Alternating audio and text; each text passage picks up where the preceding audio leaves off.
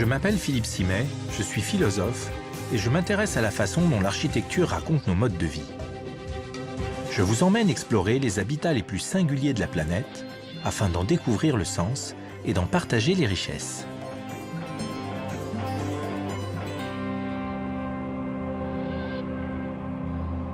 Tokyo, mégapole de 38 millions d'habitants, est souvent décrite comme chaotique et déconcertante. La ville apparaît en effet comme une nébuleuse d'immeubles ultramodernes et de petites maisons individuelles, imbriquées un peu comme des pièces de Lego, agrégées sans cohérence apparente. 2 fois rayée de la carte, en 1923 suite à un terrible séisme, puis en 1945 sous les bombardements de l'armée américaine, Tokyo renaît à chaque fois de ses cendres et depuis semble se réinventer en permanence pour répondre à son furieux besoin d'expansion.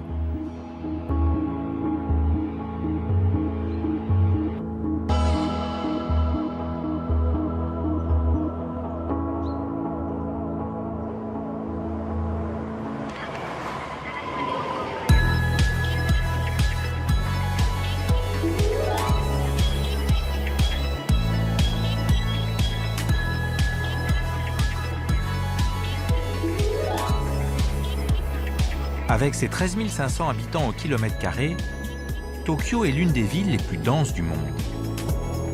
Il y manque encore et toujours de place.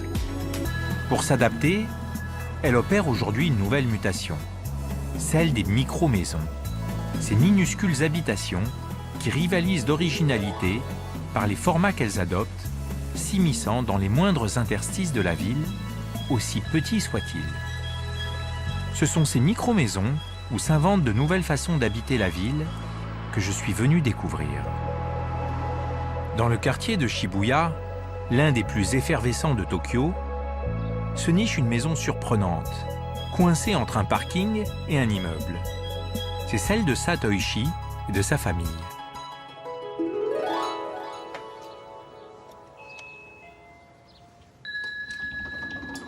Satoshi, bonjour. Ah, Bonjour Philippe. C'est fou cette façade. Hein. J'ai à peine la place d'étendre les bras. C'est tout petit, mais sur le côté, c'est beaucoup plus grand. Je vous en prie, entrez. Merci, merci. Waouh. Bienvenue. C'est fou, hein, parce que depuis la façade, on a l'impression que la maison est très étroite, alors qu'en fait, à l'intérieur, il y a beaucoup d'espace. Le salon, et puis il y a même un jardin, hein, je m'y attendais pas vraiment. C'est très petit, mais en plus de ce niveau, il y a un sous-sol et un étage. L'endroit dont je suis le plus fier, c'est la salle de bain à l'étage. Merci.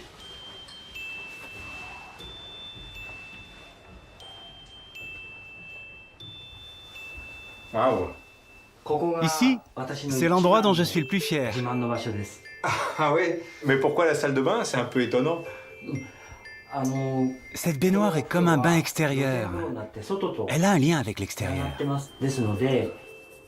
Le matin, c'est très ensoleillé, je prends un bain très chaud et je suis en forme pour le travail. Le soir, je me détends et puis je peux aussi écouter de la musique, le chant des oiseaux, le murmure d'une rivière. Et j'oublie tout. C'est un endroit génial.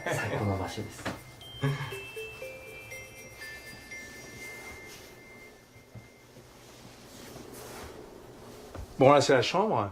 Le lit, il est immense, hein. Il occupe toute la pièce. Ma fille, ma femme et moi, nous dormons ensemble dans cette chambre. Au Japon, quand les enfants sont petits, on dort tous ensemble. C'est la tradition. Mais alors, ça veut dire qu'elle n'a pas de chambre? La chambre de Miroku est au sous-sol. Pour l'instant, elle y fait ses devoirs et y joue du piano et de la trompette. D'accord. Elle lui sert à ça. Quand elle sera plus grande, elle pourra y dormir.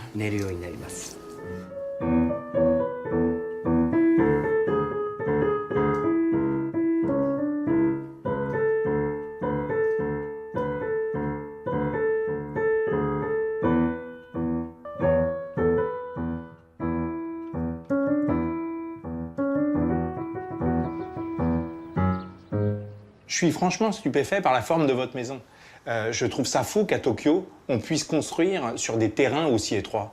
Le terrain fait 59 mètres carrés. Mais comme il a une forme dite en drapeau, on a dû construire la maison sur une surface encore plus petite de 25 mètres carrés. Si la forme du terrain avait été plus belle, le prix aurait été nettement supérieur. Ce terrain n'était même pas à vendre. Mais le propriétaire a accepté de découper cette petite parcelle et de nous la vendre. En général, les terrains comme celui-ci sont hérités de génération en génération et on n'en trouve pas à Shibuya. Il n'y en avait pas eu à vendre depuis 13 ans. Quand on vous a dit que votre maison ferait 25 mètres carrés au sol, est-ce que vous imaginiez que vous pourriez vivre là? J'avais très peur qu'on ne puisse pas y vivre, mais j'ai changé d'optique. J'ai pensé que ce n'était pas seulement une surface, mais un espace, un cube. Alors, même si la surface est petite, en superposant des blocs comme des Legos, on aurait une maison à 3 niveaux et les 25 mètres carrés se transformeraient en 80 mètres carrés. Ces surfaces très étroites, ça oblige à être hyper fonctionnel pour gagner de la place. Et en même temps, vous savez construire votre maison autour de ces grands espaces vides, ce qui est un petit peu paradoxal. Pour nous, habiter ici, ce n'était pas seulement manger et dormir. Notre idée était d'allier beauté et fonctionnalité pour profiter de la vie.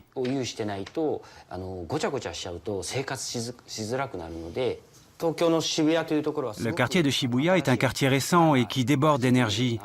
On peut aller dans ces endroits où il y a de la tension et rentrer ici. On revient ici, on peut se détendre. On a réussi à voir ces deux choses-là et pour moi, c'est un trésor.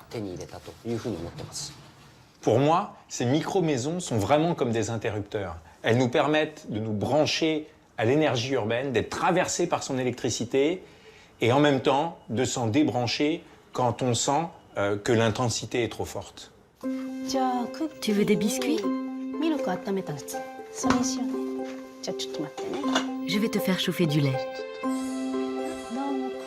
Vous voulez un café? Ah oui, je veux bien, merci. Ça va pas être facile, là. Ah oui. Non, mais sinon, je prends un thé. Elle prend ses aises. Il faut appuyer sur ce bouton, le gros. Elle ne bouge même pas. Merci. Merci beaucoup. Je vous en prie. Alors là, si je comprends bien, on est à la fois dans la cuisine, dans la salle à manger et dans le salon. Ici, c'est la cuisine. Mais on peut la dissimuler grâce à ces panneaux coulissants.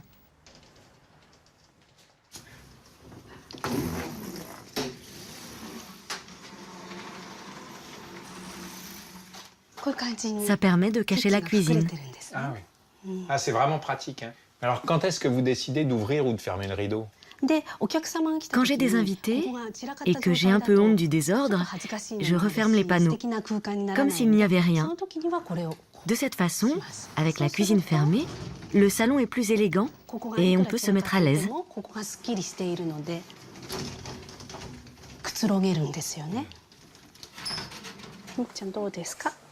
Comment ça se passe? Oui, c'est ça. Cette pièce est vraiment très fonctionnelle. Mais est-ce que vous n'aimeriez pas qu'elle soit tout de même un peu plus grande? Non, pas du tout. Vous savez, la maison de mes parents est une très vieille maison japonaise. Il y a 13 pièces en tout.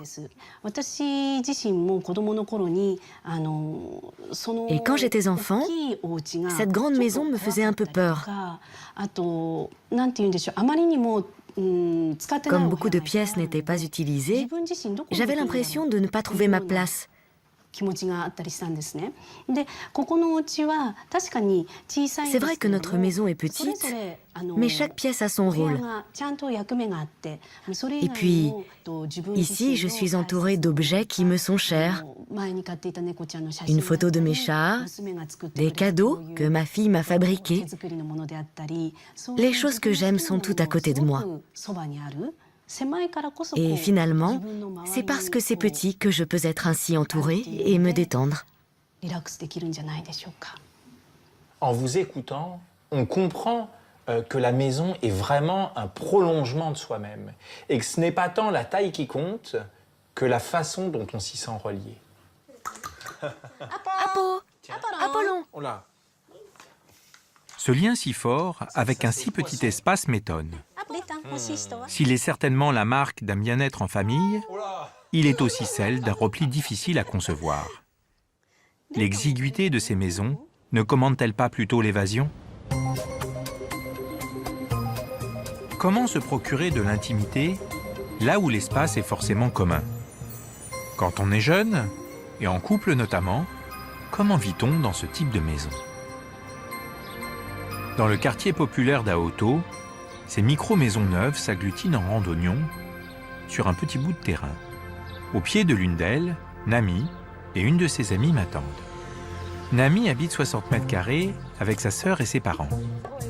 Elle accepte de me montrer comment elle concilie cet espace avec son besoin d'intimité. Bonjour. Bonjour. Bonjour. Vous êtes bien là au soleil? Comme il fait beau aujourd'hui, on est mieux dehors qu'à l'intérieur. Vous voulez entrer? Ah ouais, je veux bien. Merci. Je vous en prie. Ouais. On va monter? Ici, c'est le rez-de-chaussée. Et voici le premier étage. C'est la cuisine. Ma chambre est en haut, allons-y.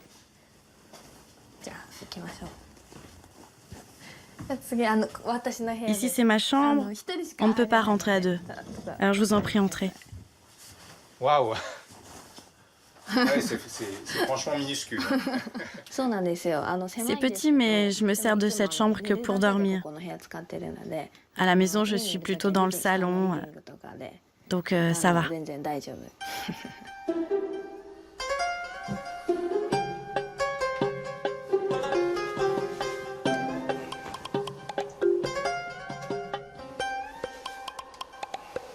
Vous êtes une jeune femme de 28 ans, vous travaillez et vous habitez encore chez vos parents dans une toute petite maison.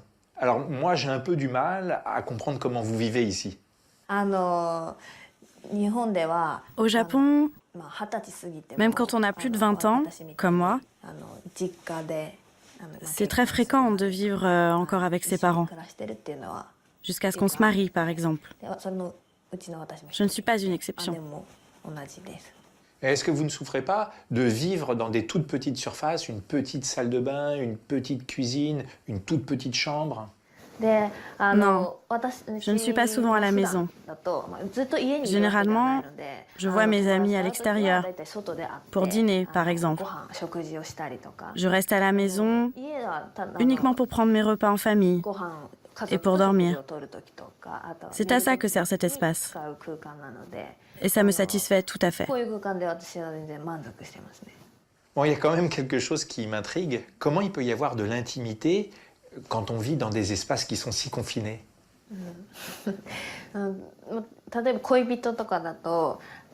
Avec son amoureux, plutôt que de le faire venir à la maison, on lui donne rendez-vous à l'extérieur.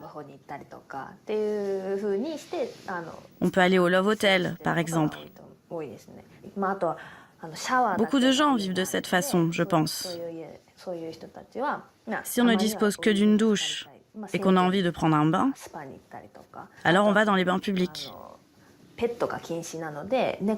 Si on ne peut pas avoir de chat, alors on peut aller dans un café à chat pour s'amuser avec un chat. Et si c'est trop petit chez nous pour lire, on va dans un café manga. On se débrouille de cette façon. C'est là. Ah, c'est là? Oui, là.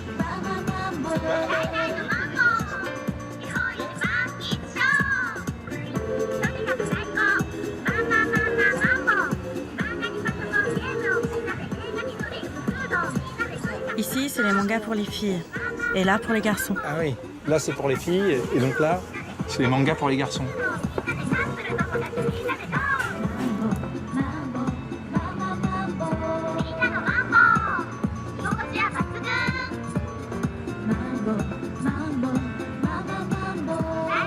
Par ici, vous pouvez prendre une douche.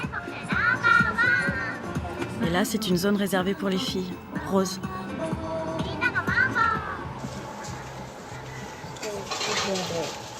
Ici, on peut lire, on peut aller sur Internet.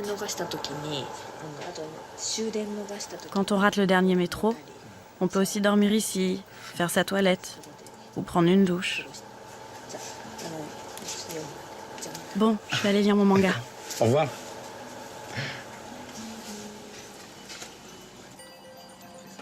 Sortir de chez soi où c'est trop petit, pour aller lire dans un endroit encore plus exigu, me semble paradoxal. Mais pour 3 € de l'heure, ces mangas cafés sont bondés jour et nuit et confirment que si les micro-maisons peuvent exister, c'est bien parce que la ville est conçue comme une extension de la maison et que les deux vivent en symbiose. L'une n'existe pas sans l'autre. Tous les commerces et les services sont à proximité du domicile. Ils en sont comme le prolongement. Les squares jouent le rôle du jardin de la maison. Les innombrables restaurants remplacent les salles à manger. Et les distributeurs automatiques au coin de chaque rue sont l'annexe des frigos.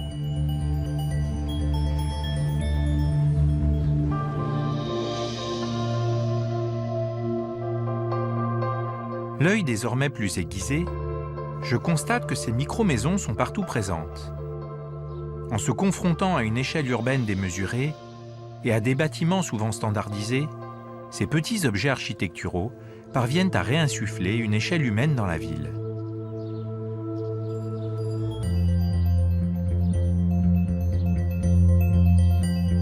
L'espace urbain devient en quelque sorte domestiqué, ce qui confère à la rue un aspect bricolé et ludique. J'ai rendez-vous avec l'architecte Manabu Naya, qui a construit à Shibuya l'une des plus petites maisons qu'il soit possible d'imaginer. 16 mètres carrés au sol. Avec lui, j'espère mieux comprendre l'organisation urbaine de Tokyo, qui concilie ces deux univers antagonistes, du micro-habitat et du gigantisme. Ce qui me fascine ici à Tokyo, c'est qu'il n'y a pas deux habitations identiques. Elles ont toutes des formes et des tailles complètement différentes. Et on ne comprend même pas en fait, comment elles sont implantées sur le terrain. Alors parfois, ça donne un sentiment un peu de chaos. Après la Seconde Guerre mondiale, le Japon était un champ de ruines et il n'y avait presque pas de plan d'urbanisme. Mais beaucoup de provinciaux sont venus s'installer à Tokyo. Et c'est devenu une mégalopole, une des plus grandes villes du monde. Comme le prix des terrains a lui aussi augmenté rapidement, les gens se sont mis à vouloir vivre en banlieue. Mais pour venir de banlieue, ça prend 1 heure ou 1 heure et demie, rien qu'à l'aller. Donc les trajets quotidiens pour aller travailler sont très longs. Alors les gens préfèrent vivre sur de plus petites parcelles en ville, celles de leurs parents par exemple. Ils y construisent des maisons verticales. Il y a beaucoup de maisons de ce genre. Mais comment est-il possible de trouver des terrains aussi petits ? Au Japon, la loi dit que la façade doit faire au minimum 2 mètres de large pour pouvoir construire. Mais la loi ne fixe pas la superficie minimale. Et on peut trouver des maisons de 15 mètres carrés au sol. En moyenne, à Tokyo, les gens cherchent un logement de 27 à 30 mètres carrés au sol. Par conséquent, on n'a pas d'autre choix que de construire en hauteur. Et c'est fou ces interstices entre toutes les maisons. Dans une ville qui a autant besoin d'espace, ça peut apparaître comme des mètres carrés de perdus. Au Japon, quand on construit une maison dans une zone résidentielle, la loi dit qu'il doit y avoir un espace d'au minimum 50 cm entre les maisons. Ainsi, l'air peut circuler et ça laisse passer au moins un peu la lumière.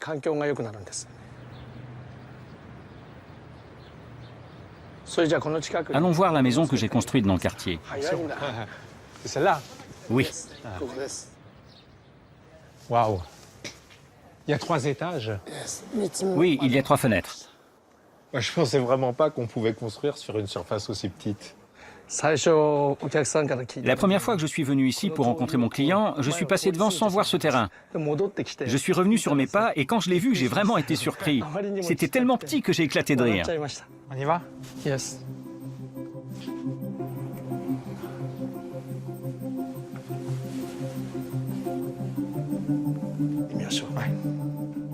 Cette maison, bâtie sur 3 niveaux apparents, se scinde à l'intérieur en 7 demi-niveaux qui fonctionnent comme des paliers autour d'un escalier central. C'est très ingénieux. Mais Manabou ne veut pas s'y arrêter et me conduit directement sur le toit terrasse. Waouh! C'est incroyable. Incroyable.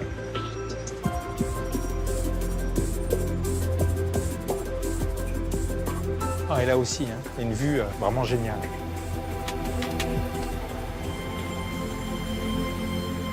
Ce qui est très étonnant sur cette terrasse, c'est qu'on réalise la petitesse de la surface constructible, alors que quand on est à l'intérieur de la maison, on l'oublie complètement. En architecture, il existe toutes sortes de techniques, et ce n'est pas qu'une question de calcul. Pour qu'un espace exigu paraisse plus grand, il faut avant tout que les gens aient une impression d'espace. C'est ce que j'ai essayé de faire ici. Quand cette maison a été terminée et que je suis monté ici, je ne pensais pas voir un tel panorama urbain, car c'est rare à Tokyo. On est entouré de grands immeubles et on se croirait dans une plaine au milieu de la ville.